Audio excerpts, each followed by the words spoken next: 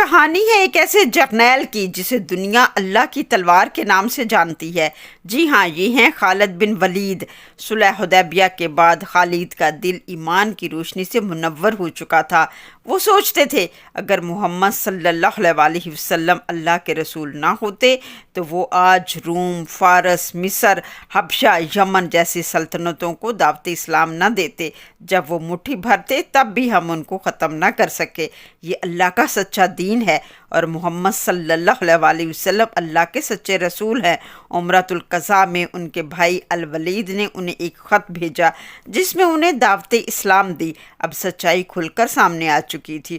انہوں نے عمرۃ القضاء کے موقع پر مسلمانوں کا اتحاد، نظم و ضبط دیکھا اور تسلیم کیا کہ یہی سیدھا راستہ ہے۔ وہ اپنے اونٹ پر سوار ہو کر مدینہ پہنچے، اسلام قبول کیا۔ رسول اللہ صلی اللہ علیہ وسلم نے انہیں سیف اللہ کا لقب دیا۔